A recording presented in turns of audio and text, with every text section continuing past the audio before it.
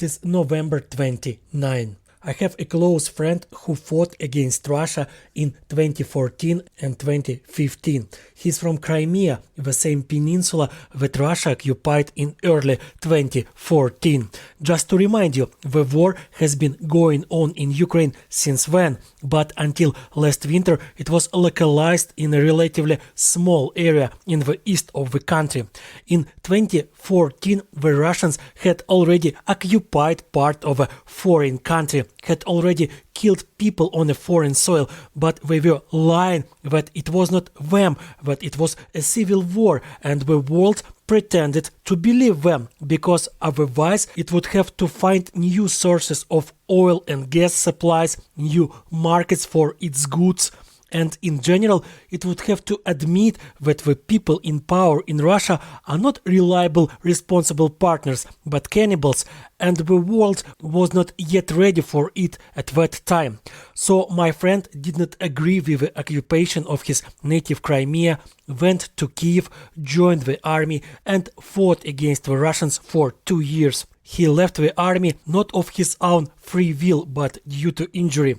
He was badly cut by shrapnel. He spent a lot of time in the hospital, and when he underwent rehabilitation for several more months after the injury, it was very difficult for him to return to normal life. The war changed him so much that his wife even left him. He became a completely alien person to her, not like the one she married.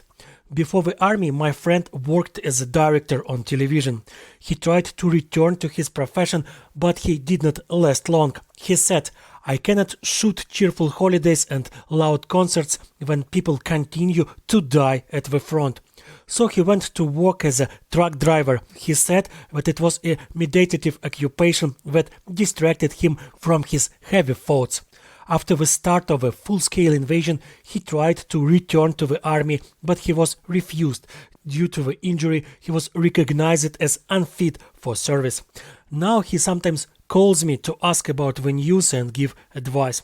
This week he called again and warned, "No matter how difficult it is now, the hardest and most painful will be after the war. After you have to find yourself in your normal life again, you will need to find a job again, rebuild relationships destroyed by war and a long separation, even with the closest people."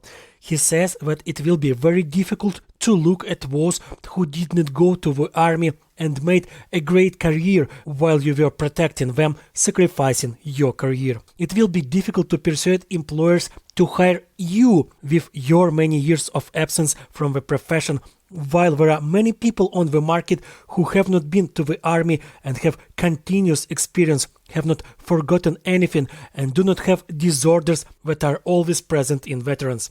In civilian life, after a long absence from it, it is very easy to get lost. The rules of existence there are very quickly forgotten, values change, even the understanding of what relationships between people in a team should be after the army will be completely different from what they were before the army. You know, from time to time there are stories in the news about how some prisoner was released from prison after many years behind bars and immediately got hit by a car or by a tram because he simply forgot how to live a normal life. Even such simple things as crossing the street. In an army in action, this is also forgotten very quickly. I remember how I myself got confused when in the first summer of a full-scale invasion I came to Kiev from the front for a few days and could not remember how to pay for a subway ride. This is a very simple thing. I did it thousands of times, but suddenly I got lost. I just stood and looked at the closed turnstile until the subway workers opened it for a strange person in a military uniform. Therefore, I have almost no doubts that it will actually be worse further. But first, we still have to win.